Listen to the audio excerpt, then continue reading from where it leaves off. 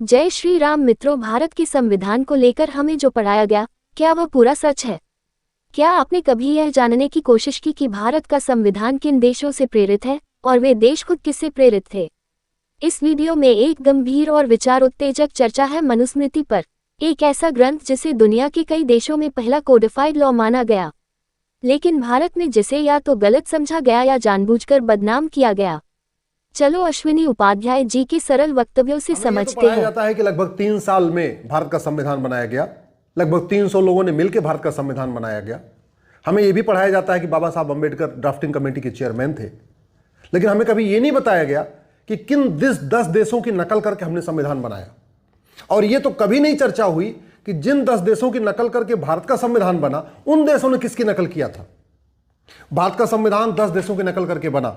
उसमें पहला है यूके, दूसरा है अमेरिका, तीसरा है आयरलैंड, चौथा है कनाडा, पांचवा है ऑस्ट्रेलिया, छठवां है रूस, सातवां है जापान, फिर जर्मनी, अफ्रीका और फ्रांस। इन 10 देशों की नकल करके भारत का संविधान बना। लेकिन सवाल यह है, उन 10 देशों ने किसकी नकल किया था? क्योंकि उसके पहले तो कोई संविधान था ही नहीं। आपको जान के आश्चर्य होगा, जिन 10 देशों से हमने नकल किया है, उन 10 देशों ने अपना संविधान बनाने से पहले वेद को पढ़ा, उपनिषद को पढ़ा, महाभारत को पढ़ा और सबसे इंपॉर्टेंट उन्होंने मनुस्मृति को पढ़ा।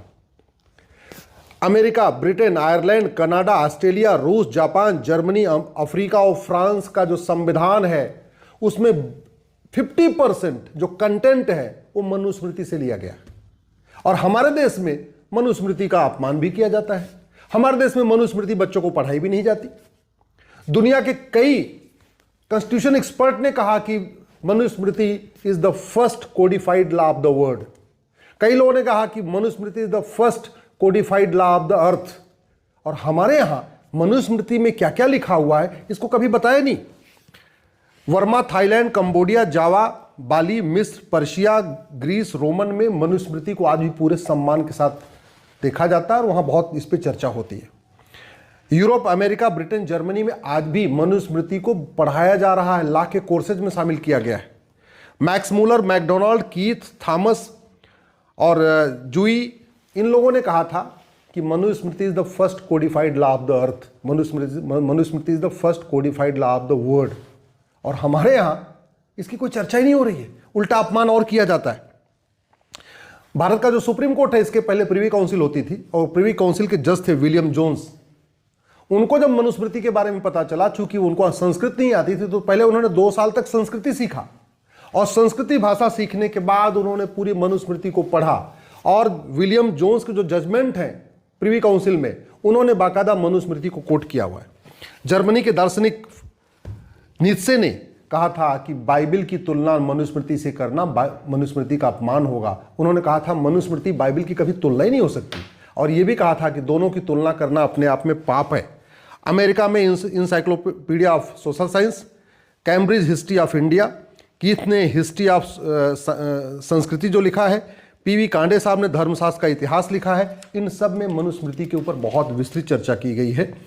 मनुस्मृति पहला ऐसा ग्रंथ है जिसने कहा था कि जन्म के आधार पे भेदभाव नहीं हो सकता है। और बाकायदा श्लोक है, जन्मता जायते शूद्रः कर्मणा द्विज उच्यते, कि जन्म के आधार सभी लोग जन्म से शूद्र होते हैं और कर्म के आधार पर उनका वर्ण बदल जाता है। यानी जो जैसा कर्म करेगा वैसा उसका वर्ण कहलाएगा। कोई ब्राह्मण कहलाएगा, कोई क्षत्रिय कहलाएगा, कोई वैश्य कहलाएगा, कोई दलित कहलाएगा। ये जन्म के आधार पर नहीं, कर्म के आधार पर कहलाएगा। वो फ्लेक्सिबिलिटी दुनिया के किसी धर्म ग्रंथ में नहीं है जो फ्लेक्सिबिलिटी मनुस्मृति ने दिया। धर्म के जो 10 लक्षण बताए हैं वो पहली बार पूरी दुनिया में मनुस्मृति में बताया गया। यत्र नारस्तु पूज्यते रमन्ते तत्र देवता। जिस जमाने में महिलाओं को बराबर माना ही नहीं जाता था, महिलाओं को उपभोग की वस्तु माना जाता था, उस समय भगवान मनु लिखते हैं, यत्र नारस्तु पूज्यते रमन्ते तत्र देवता। नारी तू नारायणी, ये मनुस्मृति में लिखा हुआ है। यत्र यानी जहां नारी की पूजा होती है वहां देवता निवास करते हैं। नारी नारायणी है, ये मनुस्मृति में लिखा हुआ है। हम आज की डेट में जेंडर जस्टिस, जेंडर इक्वलिटी की बात करते हैं कि महिला पुरुष एक समान है। मनुस्मृति ने कहा महिला पुरुष एक समान हो ही नहीं सकते, क्योंकि महिलाओं का स्थान पुरुषों से हमेशा ऊपर रखा गया। उन्होंने कहा जन्नी जन्म भूमि से स्वर्गादप गरीयसी। मनुस्मृति का वर्णन वाल्मीकि जी ने अपने रामायण में किया है। मनुस्मृति का वर्णन वेद व्यास जी ने महाभारत में किया है। और उस मनुस्मृति को हम भुला चुके हैं या अपमान कर रहे हैं। मनुस्मृति, भारत के संविधान में टोटल 22 चैप्टर है और मनुस्मृति में टोटल 12 चैप्टर है। 12 चैप्टर में पहला चैप्टर है सृष्टि की उत्पत्ति, दूसरा है ब्रह्मचर्य आश्रम एवं शिक्षा, तीसरा अध्याय है विवाह संस्कार और पितृपूजा, चौथा अध्याय मनुस्मृति का है गृहस्थ धर्म और भोजन के नियम, पांचवा अध्याय है महिलाओं के कर्तव्य और शुद्धता, छठवां अध्याय है वानप्रस्थ और संन्यास आश्रम। 4 आश्रम होने चाहिए। 25 साल तक सब लोग पढ़ाई लिखाई करेंगे, ब्रह्मचर्य का पालन करेंगे। 25 से 50 गृहस्थ आश्रम होगा। 50 के बाद अपनी जिम्मेदारी अपने बेटे को सौंपेंगे और वानप्रस्थ में जाएंगे और 75 के बाद सब कुछ छोड़ के संन्यास आश्रम की तरफ जाएंगे। ये पूरी दुनिया में पहली बार मनुष्य